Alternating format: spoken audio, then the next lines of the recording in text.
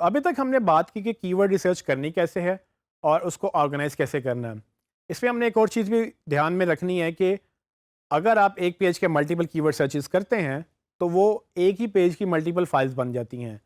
आप उसको कंबाइन करके एक पेज की एक फाइल बना सकते हैं ताकि आपको उसको ऑर्गेनाइज करने में, उसको शॉर्टलिस्ट करने में आसानी हो। तो ये इसलिए ज़रूरी हो जाता है कि अक्सर आपको एक्सपेंड करनी पड़ती है रिसर्च। हमने बात की सिनोनिम्स की और हमने बात की एक ही कीवर्ड को मल्टीपल जगहों से या मल्टीपल तरीक़ों से सर्च करने की।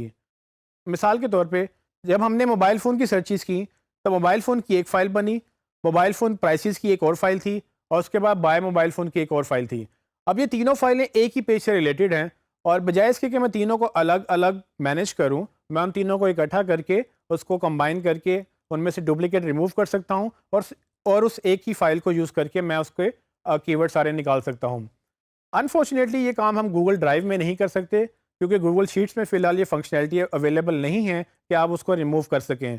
तो मैं इसको कंबाइन करने के बाद मैं इसको डाउनलोड करूँगा और माइक्रोसॉफ्ट एक्सेल के अंदर हम इस डुप्लिकेट को रिमूव करेंगे और उसके बाद हम इसको दोबारा अपलोड करेंगे।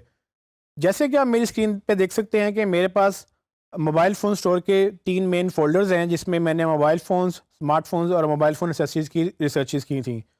मोबाइल फ़ोन्स के फ़ोल्डर के अंदर मेरे पास 3 कीवर्ड की फ़ाइलें मौजूद हैं इस वक़्त, जिसको मैं चाहूँगा कि मैं कंबाइन करके एक फ़ाइल बना लूँ। तो मैं करूँगा ये कि मैं उसको एक नई फ़ाइल क्रिएट करूँगा। मैं नई फ़ाइल क्रिएट करने के लिए न्यू पे जाऊँगा, उसमें गूगल शीट्स के ऊपर क्लिक करूँगा और मेरे पास एक न्यू फ़ाइल ओपन हो जाएगी जो कि गूगल शीट्स की एक बिल्कुल नई फ़ाइल होगी। इस फ़ाइल को मैं नाम दे सकता हूँ और नाम मैं जैसे कि आपको मालूम है कि कीवर्ड्स को मैं नाम देता हूँ KW डैश और फ़ाइल का नाम। अब चूँकि ये मोबाइल फ़ोन के पेज की फ़ाइल है, तो मैं इसका नाम भी मोबाइल फ़ोन्स दूँगा और उसके साथ मैं इसको मेन फ़ाइल लिख सकता हूँ क्योंकि मोबाइल फ़ोन मेरे कीवर्ड की फ़ाइल भी है। तो इससे मुझे ये अंदाज़ा हो जाएगा कि ये मेरे कीवर्ड की फ़ाइल है और मोबाइल फ़ोन्स पेज की फ़ाइल है और उसके बाद ये मेन फ़ाइल है जिसमें पॉसिबिलिटी है कि इसमें बहुत सारी डुप्लिकेट फ़ाइलें भी मौजूद हो सकती हैं। अब मैं बारी-बारी सबको ओपन करूँगा, जो मेरी कीवर्ड रिसर्च की फ़ाइलें हैं और उनको मैं यहाँ पर कॉपी करता चला जाऊँगा। सबको पहले ओपन कर लेते हैं।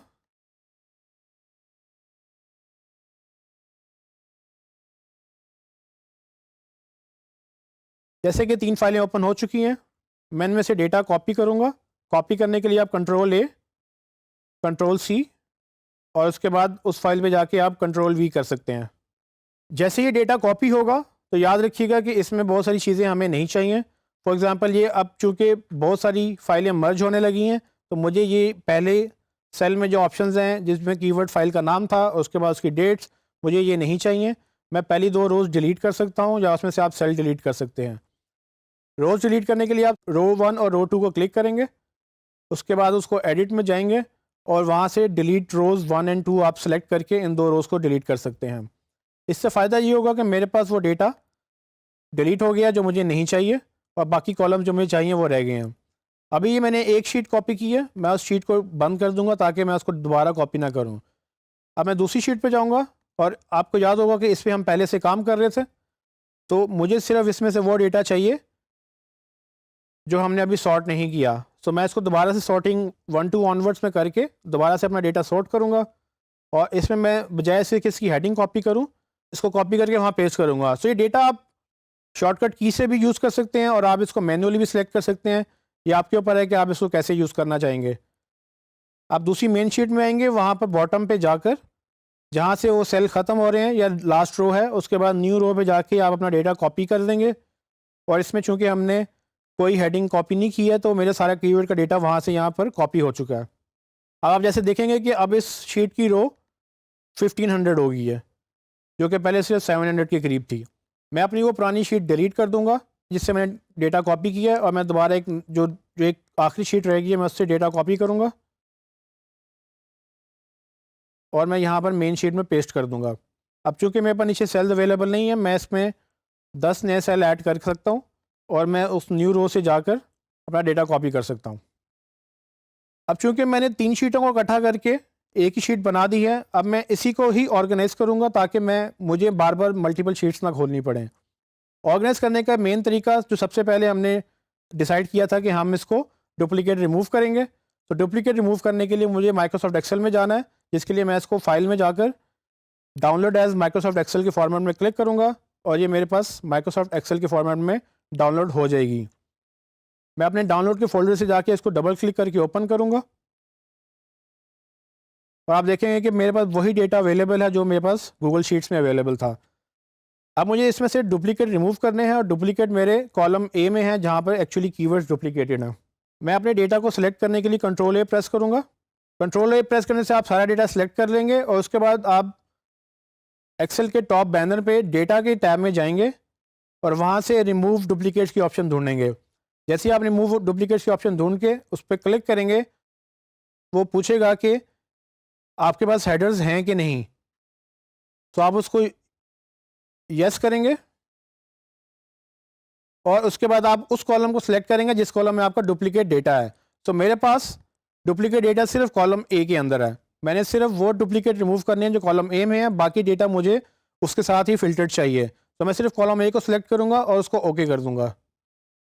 जैसे मैं ओके करूंगा तो आप देखेंगे कि मुझे एक्सेल बता रहा है कि उसने 800 प्लस डुप्लीकेट वैल्यूज़ रिमूव कर दी हैं और हमें यही करना था। इसको मैं सेव करूंगा।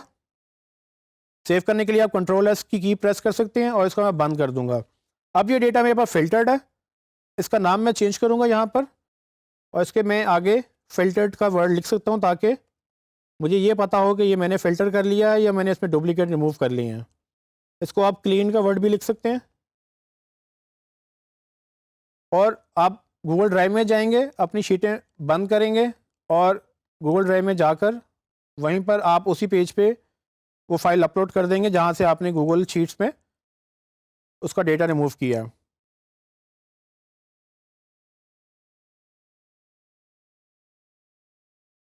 जैसे कि आप देख सकते हैं कि मेरे पास कीवर्ड फाइल्स 2 मौजूद हैं, जिसमें मेन की फाइल्स और वो फाइल जिसको मैंने डेटा क्लीन किया दोनों मौजूद हैं। सो मैं रिकमेंड ये करूँगा कि आप इनको दोनों को ही रहने दें।